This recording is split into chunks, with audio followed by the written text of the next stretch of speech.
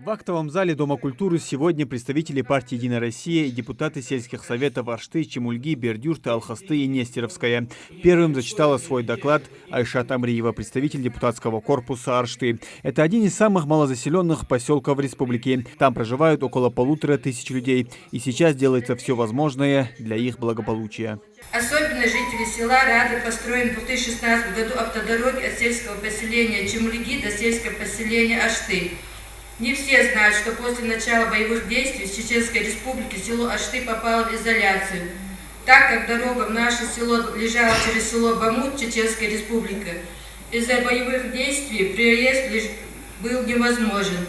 Также в Аршты по докладу Айшат в 2017 году была пробурена скважина, в 2018 уже проведен водопровод, а в 2020 полностью решена проблема с водоснабжением. За пятилетний период построили спортплощадку, футбольное поле и пункт школьного питания. Много работы было проделано и в сельском совете депутатов Чемульги. Во время эпидситуации они участвовали в благотворительных акциях по поддержке малоимущих семей, пожилых людей и детей-инвалидов. За отчетный период был возведен Дом культуры, на центральных улицах проложили асфальт и установили источники освещения. Мы поставили там освещение, это 75% энергоэффективные лампы, в 3 раза у них лучше рассеивание световых потоков, соответственно, это экономия бюджетных средств в 3,5 раза. То есть те средства, которые у нас заложены на освещение, которые мы тратили в прошлом году, в этом году у нас снизилось получается где-то на 55%. И учитывая тот факт, что у нас больше ламп сейчас стоят, чем стояли в прошлом году.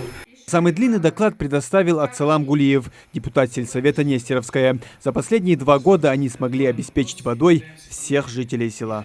Заменено и поставлены новые электростанции мощностью ТП сотка, 230, 450, тысячники, 9 штук.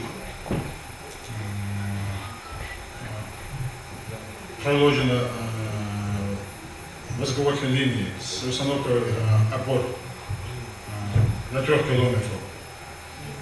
Заменены и дополнительно установлены водонасосные станции, насосы, 11 штук.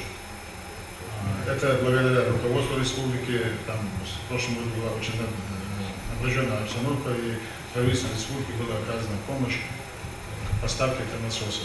За последние 5 лет сделано было действительно много, и все это направлено на улучшение жизни граждан. Муслим Ганиев, Адам Гулоев, Адам Далаков. Новости 24.